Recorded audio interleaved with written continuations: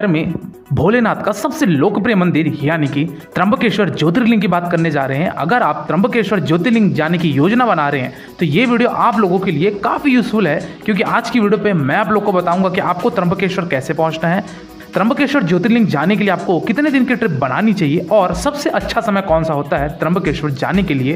त्र्यंबकेश्वर में आपको रुकने की क्या व्यवस्था है, साथ ही साथ आपको नासिक से त्र्यंबकेश्वर कितना दूरी पड़ता है, कौन सा साधन होगा, इन सब की भी जानकारी आपको मैं साझा करूंगा। और साथ ही साथ नासिक में त्र्यंबकेश्वर में खाने पीने की क्या व्यवस्था है, और वीडियो के अंत में ये भी बताऊंगा नासिक के त्र्यंबकेश्वर ज्योतिर्लिंग यात्रा करने के लिए एक व्यक्ति का कुल खर्चा कितना लग जाएगा। तो दोस्तों बने रहिएगा मेरे वीडियो में, एक एक करके सारी बातों को विस्तार पूर्वक वर्णन करूंगा, जिससे आपको त्र्यंबकेश्वर ज्योतिर्लिंग यात्रा करने के लिए काफी सहूलियत मिले और आपका कुल खर्चा भी कम आ जाए। तो दोस्तों बिना विलंब किए वीडियो को आरंभ करते हैं। सबसे पहली बात कि त्र्यंबकेश्वर ज्योतिर्लिंग जाने के लिए हमारा माध्यम क्या होगा, यानी कि हम त्र्यंबकेश्वर ज्योतिर्लिंग कैसे पहुंचे।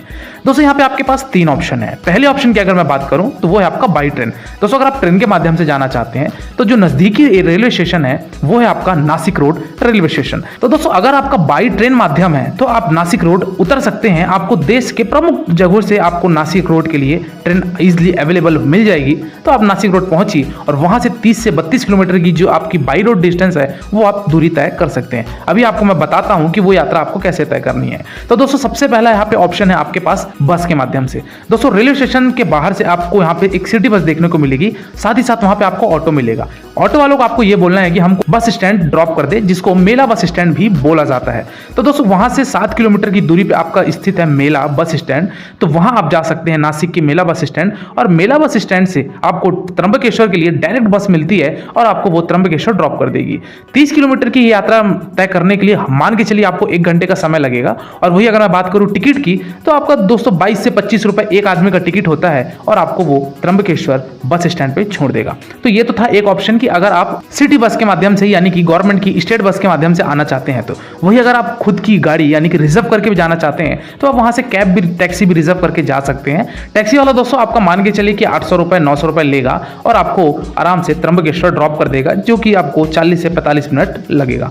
तो दोस्तों ये था कि अगर आप बाई ट्रेन से आ रहे हैं तो ये सारी चीजें थी। दूसरे ऑप्शन की बात करते हैं कि अगर आप फ्लाइट से आना चाहते हैं तो आपका क्या माध्यम होगा। तो दोस्तों जो दूसरा ऑप्शन है वो है आपका नासिक का इंटरनेशनल एयरपोर्ट। दोस्तों आप नासिक के एयरपोर्ट पहुंच सकते हैं और वहां से आप टैक्सी बस जो भी आपको मिल जाए वहां से आप त्र्यंबकेश्वर मंदिर पहुंच सकते हैं। वही मैं लास्ट ऑप्शन की बात करूं यानी कि बाई रोड माध्यम से, तो दोस्तों महाराष्ट्र में जो स्टेट ट्रांसपोर्ट बसेस सर्विस है वो बहुत ही ज्यादा अच्छी है। तो अगर आप महाराष्ट्र से हैं तो आपको तो इजीली बस कनेक्टिविटी मिल जाएगी, चाहे वो स्टेट बस हो चाहे वो प्राइवेट बस हो। वही अगर मैं बात करूं कि इंटर स्टेट से अगर आप आ रहे हैं तो आपको इंटर स्टेट्स के लिए भी आपको नासिक त्र्यंबकेश्वर के लिए इजीली बस अवेलेबल हो जाती है। कुल मिलाकर आप बाई रोड भी आराम से पहुंच सकते हैं त्र्यंबकेश्वर यात्रा करने के लिए। चलिए दोस्तों हम त्र्यंबकेश्वर पहुंच चुके हैं और अब सबसे बड़ा प्रश्न आता है कि हम त्र्यंबकेश्वर में कहां स्टे करें जो कि सबसे सस्ता भी हो और हमारा होटल कैटेगरी भी काफी अच्छा हो। तो सबसे पहले ऑप्शन की अगर मैं बात करूं तो वो है आपका यहाँ पे गजानन स्वामी संस्थान के ट्रस्ट का रूम। दोस्तों हालांकि गजानन स्वामी जी हैं जी, यानी कि जो आपके मुख्य मंदिर है महाराष्ट्र के बुल्डाना जिले में स्थित शेगांव में आपका गजानन स्वामी जी का मुख्य मंदिर पड़ता है। जैसा कि शिरडी साईं बाबा का टेम्पल है, इसी तरीके से गजानन स्वामी का भी एक मंदिर जो कि वो एक संत है। तो गजानन स्वामी जी का वहाँ पे नासिक में भी ट्रस्ट बना हुआ है।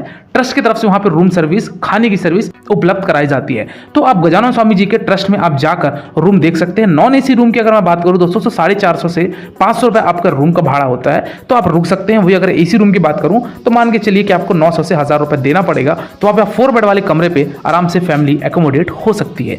वही आपको मैं बात करूँ खाने पीने की इसी के साथ साथ, तो दोस्तों जो गजानन स्वामी संस्थान का ट्रस्ट है वहीं पे आपका वहाँ पे प्रसादालय भी है, यानी कि भोजनालय भी। 50 रुपए आपको वहाँ पे टिकट कटानी है और एक आदमी भर पेट खाना खा सकता है जितना भी उसको खाना है। चलिए दोस्तों ये तो था पहले ऑप्शन की बात। दूसरे ऑप्शन की बात करता हूँ तो वहाँ पे आपको त्र्यंबकेश्वर जो मंदिर है उसके संस्थान की तरफ से यहाँ पे शिव प्रसाद का एक गेस्ट हाउस है। तो वहाँ भी आप अपना स्टे बना सकते हैं, जो कि आपका त्र्यंबकेश्वर बस स्टैंड के पास में ही लगा हुआ है शिव प्रसाद गेस्ट हाउस। तो यहाँ आप शिव प्रसाद में जाके अपना स्टे बना सकते हैं। यहाँ की भी कॉस्ट की बात करूँ दोस्तों तो आपका 300 रुपए 400 रुपए होता है और आप आराम से रूम लेके यहाँ विश्राम कर सकते हैं। और अगर आपको ये दोनों जगह नहीं मिलते हैं तो फिर आप अंतिम ऑप्शन जा सकते हैं, जो कि है वहाँ पे बहुत सारे भक्त निवास, बहुत सारे गेस्ट हाउस, बहुत सारे लॉज, या फिर लास्ट ऑप्शन बचता है प्राइवेट होटल्स का। तो कुल मिलाकर ये कहना चाहिए कि त्र्यंबकेश्वर में आपको रुकने की कोई समस्या नहीं होगी, आराम से आप कम बजट में अपना स्टे बना सकते हैं। चलिए दोस्तों अगली बात करते हैं कि अब हमको त्र्यंबकेश्वर ज्योतिर्लिंग यानी कि महादेव के दर्शन करने हैं। दोस्तों हालांकि आपको मालूम होगा कि त्र्यंबकेश्वर ज्योतिर्लिंग जो है वो 12 ज्योतिर्लिंग में से एक ज्योतिर्लिंग में भी आता है। तो आपको त्र्यंबकेश्वर ज्योतिर्लिंग दर्शन करने से पहले आपको यहाँ पे कुशावर्ता तीर्थ कुंड है, यहाँ पे आपको स्नान करना है। यानी कि यहाँ पे गोदावरी नदी का पानी एक तीर्थ है और इसी जो कुशावर्ता तीर्थ है यहाँ पे लोग डुबकी लगा के स्नान करते हैं और स्नान करने के पश्चात त्र्यंबकेश्वर ज्योतिर्लिंग के दर्शन करते हैं। दोस्तों ये कुशावर्ता तीर्थ ही वही स्थान है जहाँ पे जो 4 सालों में एक महाकुंभ लगता है। यह इसी स्थान पे कुंभ लगता है जो कि नासिक के त्र्यंबकेश्वर में गोदावरी के तट पर कुशावर्ता तीर्थ में महाकुंभ लगता है। तो ये वही कुंड है। तो यहाँ पे आप स्नान कीजिए और स्नान करने के पश्चात आपको त्र्यंबकेश्वर ज्योतिर्लिंग के दर्शन करने हैं। दोस्तों दर्शन लाइन में आपको लगने से पहले एक चीज ध्यान रखना है और कि आपके साथ मोबाइल, कैमरा, सेल्फी स्टिक ये सारी चीज़ें नहीं हो। अगर आपके पास ये सारी चीज़ें हैं तो आप वहाँ लॉकर में रख सकते हैं।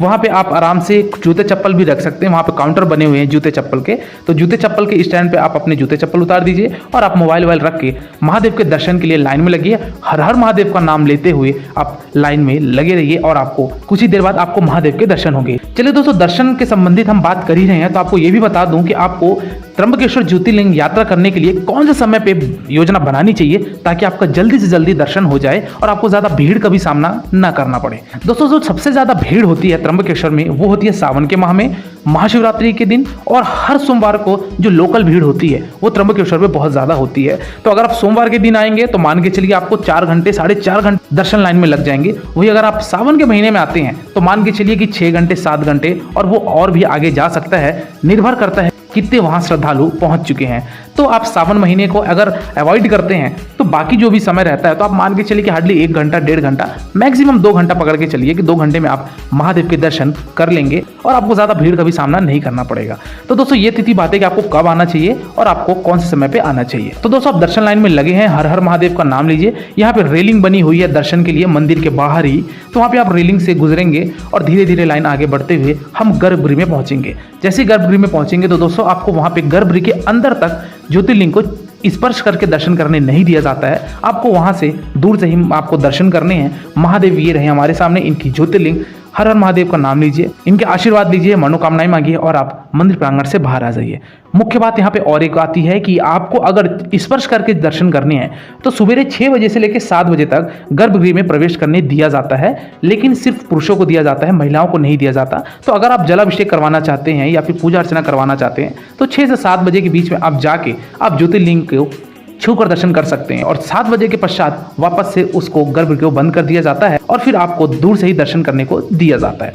तो दोस्तों हम मंदिर परिसर से बाहर आ गए, एक परिक्रमा किए, हर हर महादेव का नाम हम लेते रहेंगे जब तक हमारी त्र्यंबकेश्वर यात्रा ये खत्म नहीं हो जाती है। तो चलिए दोस्तों अब बात करते हैं कि आपको त्र्यंबकेश्वर के और कौन कौन से दर्शनीय स्थल हैं जहाँ पे हमको विजिट करना है और जहाँ पे हमको घूमना है।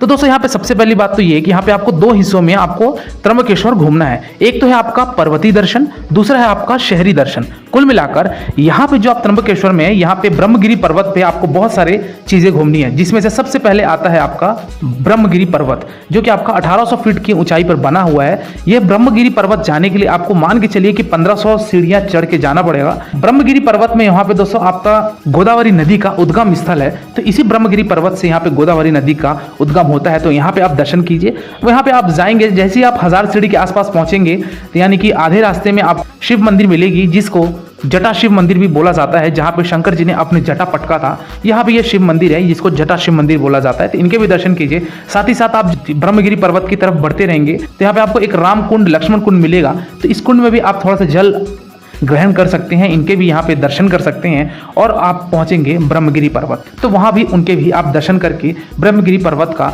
ये सारा स्थान घूम सकते हैं। दोस्तों ब्रह्मगिरी पर्वत से ही लगा हुआ एक वहाँ पे गोरखनाथ गुफा है, तो वहाँ भी आप जा सकते हैं। गोरखनाथ गुफा से ही लगा हुआ वहाँ पे आपका नीलांबी देवी मंदिर है, मंटम्बा देवी मंदिर है, ये 2-3 मंदिर है, तो यहाँ भी आप इनके दर्शन कीजिए। ये दर्शन करने के पश्चात अब हम नासिक के शहरी स्थान को विजिट करेंगे। वहाँ पे भी आपको बहुत सारे कुछ मुख्य मंदिर है, उनके भी हम दर्शन करेंगे। चलिए दोस्तों सबसे पहली बात करते हैं, वो है आपका सीता गुफा। सकरी रास्ता है, यहाँ से आपको झुक के जाना पड़ेगा और गुफा में पहुँच के आप सीता माता के दर्शन करेंगे। अगले स्थान की बात की जाए दोस्तों, वो है आपका पंचवटी। पंचवटी में दोस्तों यहाँ पे लंबे लंबे 5 वृक्ष हैं, जिसको वट वृक्ष भी बोला जाता है, तो ये पंचवटी वृक्ष के लिए फेमस है। यहाँ भी आप इनके पहुँचिए, यहाँ भी आप दर्शन कर सकते हैं, दिया जलाना है दिया जला सकते हैं। और आप अगले स्थान पे पहुँचेंगे अजनी पर्वत पे। अजनी पर्वत पे यानी दोस्तों यहाँ पे हनुमान जी की माता श्री और हनुमान जी दोनों जी की यहाँ पे मंदिर आपको देखने को मिलेगी, ये भी आप यहाँ दर्शन कर सकते हैं। नासिक शहर से 10 किलोमीटर की दूरी पे स्थित अजनी पर्वत है, तो यहाँ भी जाके आप मत्थे टेकिए, मनोकामनाएं मांगिए और अगले स्थान की तरफ प्रस्थान कीजिए, वो है आपका सिद्ध हनुमान जी मंदिर। यहाँ पे दोस्तों हनुमान जी की एक बड़ी सी प्रतिमा है, सिद्ध हनुमान जी मंदिर इनको कहा जाता है। यहाँ भी आप जाइए, इनके दर्शन कीजिए और आप अंतिम स्थान की तरफ प्रस्थान कीजिए, वो है आपका गंगा गोदावरी मंदिर। दोस्तों गंगा गोदावरी मंदिर नासिक से कुछ ही दूरी पर बना हुआ है, तो यहाँ पे भी आपका गंगा माता का मंदिर है, गोदावरी मंदिर बना हुआ है, यहाँ भी दर्शन कर सकते हैं और इस तरीके से आप नासिक को पूरी तरीके से एक्सप्लोर कर सकते हैं। चलिए दोस्तों अगली बात करते हैं कि ये सारे स्थान को घूमने के लिए हमारा खर्चा कितना लग जाएगा, हमको वहाँ क्या लेकर घूमना चाहिए। दोस्तों मैंने जो पहले हिस्से में बताया था, यानी कि ब्रह्मगिरी पर्वत वाला जो हिस्सा था, गोरखनाथ गुफा था, ये सारी चीज़ें तो आप पैदल ही कर सकते हैं, क्योंकि आपको सीढ़ी चढ़ने के लिए आपको खुद से ही ये सारी चीज़ें करनी पड़ेगी। लेकिन अगर मैं शहरी दर्शन की बात करूँ, यानी कि जो दर्शनीय स्थल जो शहर में थे, नासिक में थे, तो वो सब के लिए आप ऑटो ले सकते हैं। ऑटो वाला दोस्तों आपका ये 500 रुपये 400 रुपये लेगा और आपको ये सारे स्थानों को घुमाकर आपको वापस रेलवे स्टेशन पे या बस स्थानक पे जहाँ भी आप बोलेंगे वहां वो ड्रॉप कर देगा। तो ये था दोस्तों कि कौन कौन से दर्शनीय स्थल है और हमको कैसे एक्सप्लोर करना है। चलिए दोस्तों अगली बात करते हैं कि नासिक यात्रा को बनाने के लिए हमको कितने दिन की योजना बनानी चाहिए। तो दोस्तों आपका मान के चलिए कि 1 नाइट 2 डेज सफिशिएंट है। पहले दिन आप नासिक के त्र्यंबकेश्वर ज्योतिर्लिंग दर्शन किए और ब्रह्मगिरी पर्वत, गोरखनाथ गुफा, ये सारी चीजें दर्शन करने के बाद उस रात स्टे किए। अगले दिन आपको वहां से प्रस्थान करना है नासिक की तरफ और नासिक के लोकल घूमना है। उसी दिन शाम को आप अपने अपने शहरों के लिए प्रस्थान कर सकते हैं। कुल मिलाकर 1 नाइट 2 डे का स्टे सफिशिएंट है और आप आराम से नासिक के त्र्यंबकेश्वर ज्योतिर्लिंग और आसपास की जो भी वहां पे दर्शनीय स्थल हैं वो सब आप एक्सप्लोर कर लेंगे। चलिए दोस्तों अंतिम बात करते हैं और लास्ट बात करते हैं कि नासिक त्र्यंबकेश्वर ज्योतिर्लिंग यात्रा करने के लिए आपको एक व्यक्ति का कुल खर्चा कितना लग जाएगा। तो दोस्तों अगर आप एक बजट होटल में रुकते हैं, कुल मिलाकर अगर आप ट्रस्ट के होटल में रुकते हैं, वहां का भोजन करते हैं और आप 1 नाइट 2 डे का स्टे बनाते हैं, तो मान के चलिए दोस्तों कि पर पर्सन कॉस्ट